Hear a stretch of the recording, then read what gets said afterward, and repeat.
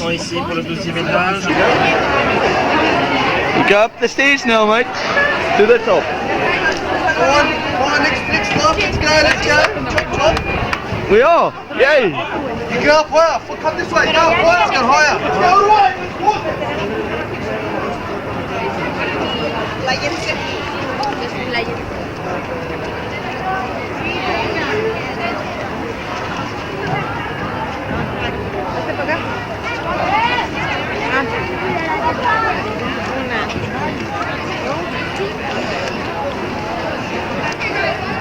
Picture me.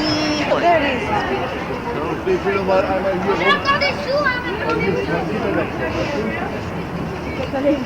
What do you guys want to see? Great big. Well, get a little what they're doing in that window. Is it nudie? Yeah. Who wants to see the people inside the cars?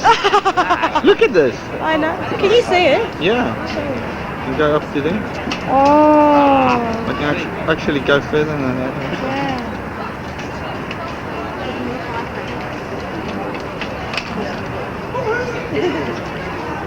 Wow, that is like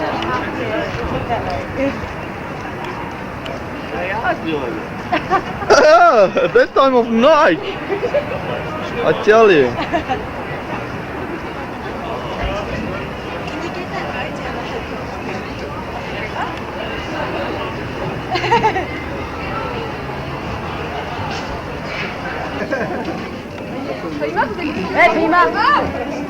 Hey guys, we have to pay to go to the top? No. Not? Yeah? T'as pas raison, hein.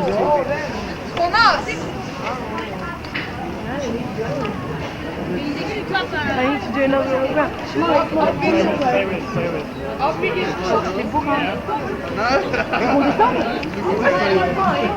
Non, Laura, doucement. Ah, les Arabes! Eh, si tu as faim! Ah, les Arabes!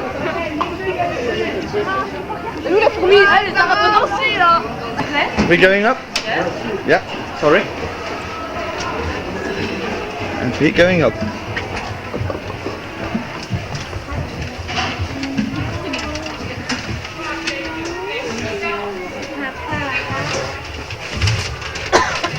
These windows are always dirty. Oh. What's the matter?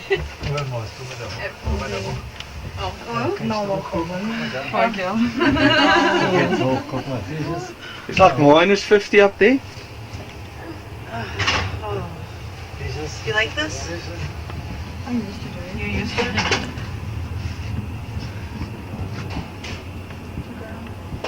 There's the Ferris wheel hazard. It's like a curve. There's a It takes 5 minutes to go around. So. To get up there? Oh. Well, The Ferris wheel. Oh. yeah, it takes 5 minutes for the whole circle. Oh, look at the. You're gonna get quite a view from up there. Oh my. No, I wish How come it was closed for a while? Too many people? No, just a little problem with the lift. Because I nothing. think Oh. there's some wires that snapped or We something. give the money back for people, and Did like ya? 3 minutes after it was okay. It was okay. Oh. We thought maybe it got top here, but there were too many people up there. Sometimes we close because How- there are too many Yeah. people who have to evacuate. How high are we going up now? And now and today it was just a bit It's of 1,000 things feet. and Huh? 1,000 feet Well, we tall. were the first one in line that 1,000 could buy to go up So that's again, so. 300 meters. Whoa, what's wrong here? 180. No, and I thought if there is To this something, level. we close the top. All the towers. This If is there's any- stop if there's level, any- right? Yeah. Yeah, but Thank you. You're welcome. Thank you.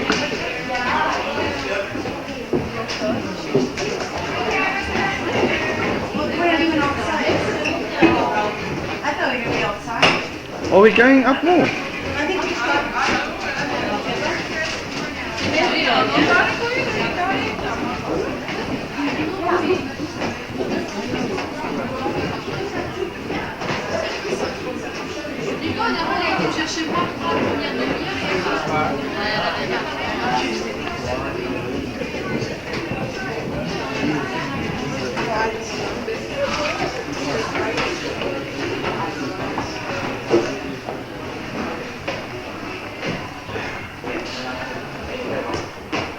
Ons is nou bo op die Eiffeltoring. En dit is bloody mooi hierbo en fucking koud.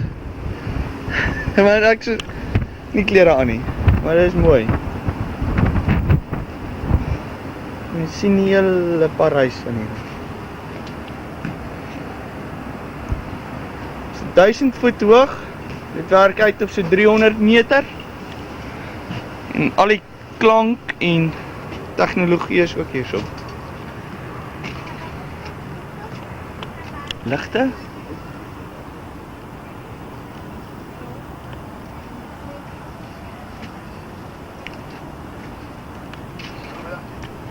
Da wackelt doch nicht. Das ist doch ein Unsinn, da wackelt nicht.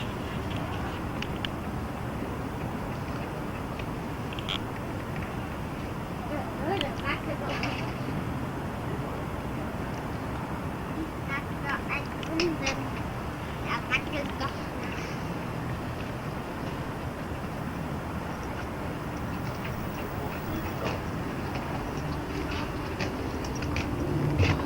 Dom to solve.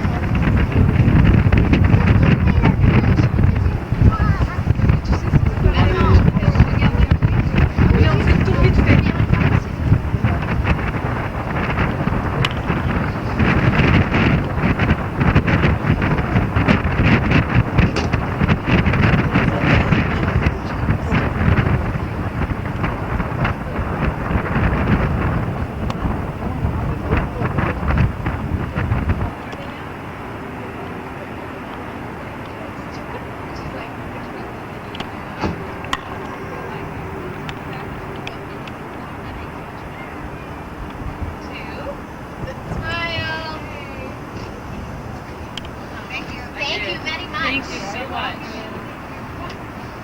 Now you want to get a picture of the intro? Yes. Yeah. Too cold. Why don't you guys do it? Do you want it down there behind you? Ja, is nou lekker daarbo.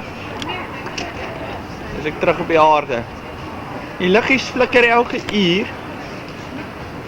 En dit is nogal mooi. The lights is on every hour and it's great. Looks like people taking photos. Massive lot of people.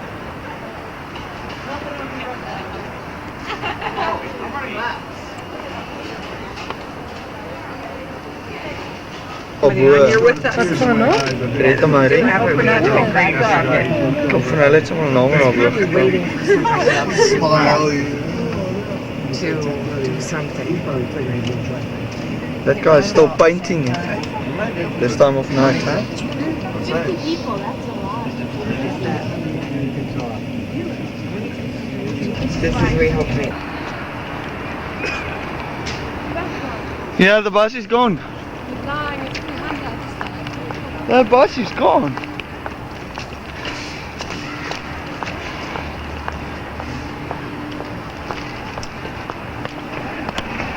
And there's the bus. Woo! Failed. So it actually didn't ever show that it was the year 2000 until the next morning. Gustav Eiffel received a lot of flack for this. Again, the Parisians hated it. Oscar Wilde, who was an English writer who lived in France for quite some time, said it was a pimple on the face of the earth. And there was a group of authors and artists who used to have lunch every day at the Eiffel Tower because they said it was the only place they could eat their food and not get indigestion from looking at the disgusting, ugly place. There you go. This bridge we're crossing is called Pont d'Iéna. It is one of the 26 bridges that Napoleon built and named after his successful battles, and it was built in 1806.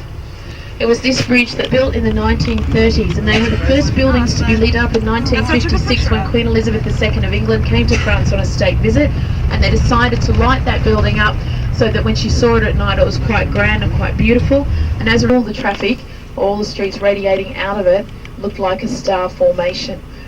It has become, if you like, a real landmark in Paris, and triumphal armies, returning armies, walk through it. That is why Charles de Gaulle brought the French forces through here at the end of the Second World War.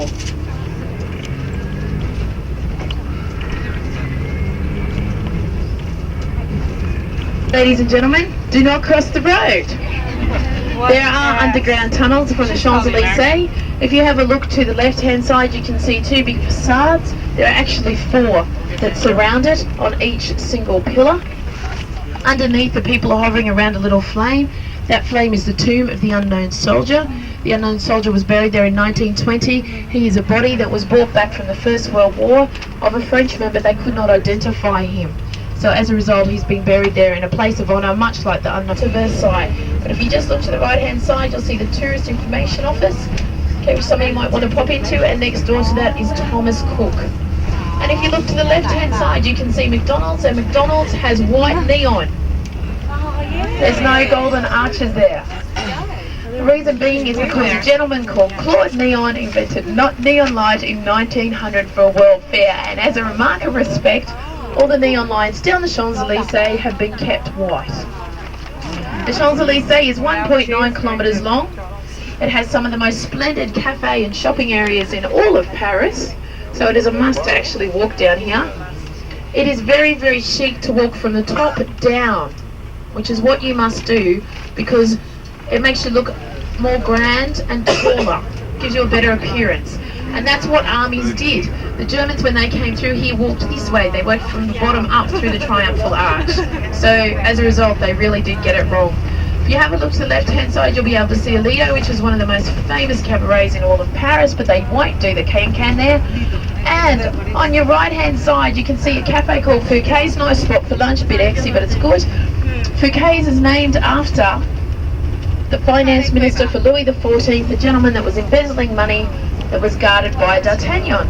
And it is also where the lovely Jackie Kennedy first met Aristotle Onassis, and it was love at first sight, and they were desperately destined to be with each other. So maybe if you go there and you have lunch tomorrow, you too might meet the love of your life. If you look at the right-hand side and the left-hand side, along the edge of the road, you will see these sort of poster holders. They're great big tall green things with a dome top. Oh, I'll tell you a bit about those a little bit in a second, because if you look to the left, ladies, you will see a shop, and gentlemen too, called Sephora. That is to dive 9 kilometres. The Champs-Élysées was originally meant to go out to Versailles, and it does head in that direction, but it doesn't quite make it. And if you look over to the right, left-hand side, you can see a building through there with lights on it. You can't see it particularly well. That marks the entryway to a place called the Palais Élysée, which is where the President of France lives. And if you look to the right, again you can see the Petit Palais and the Grand Palais, the two museums that we saw from the other side of the river earlier. Now the President of France lives in the Palais Elysee, and people that have visited him there are the famous Queen Victoria came to visit the French ruler there, as did Queen Elizabeth II. So heads of state will quite often stay in the President's own palace rather than staying in a hotel. This part of the Champs-Élysées is more traditionally the park area, but in this park are lots of little tiny sort of street vendors, and they sell crepes, which is a French must. You guys have to go and try one. And they sell them like a snack. They cook the crepe, they put whatever you want in the middle of it, go the Nutella, the chocolate one, it's Nutella smeared, beautiful, yum. And they fold it up and they wrap it in paper, and you can walk around. The reason why is this is where the guillotine was, this is where the blood ran, and they said that when the guillotine was here, horses would not enter the square because the smell of blood was so strong. That tall, sticky up pointy thing in the middle on the left-hand side is the obelisk of Luxor. It is Paris's oldest monument. It was a gift from Egypt. It is 3,300 odd years old. This beautiful fountain on the left-hand side has just recently been redecorated, and that is where the guillotine used to be. So that's where 2,600 heads roll. Some people say that's where the French's passion for football came from, because the kids used to kick their heads around. I don't know.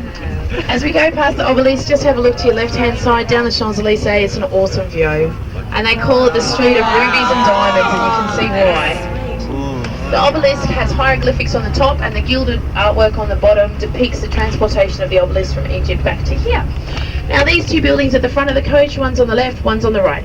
The one on the right is the Admiralty Office, and the one on the left is the Hotel de Crillon. And if you have a look at it as we drive past, you'll see there's very, very little signage. There is actually one tiny wee sign on the far left-hand side that calls it the Hotel de Crillon.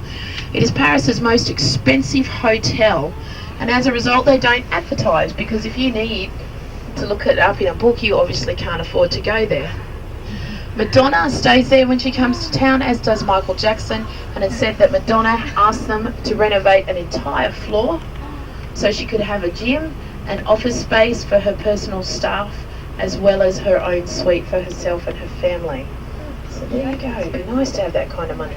Now the yellow headlights in the cars, during the Second World War, when the Germans were occupying France, particularly Paris, the French decided that to show nationality, if you like, or to show patriotism to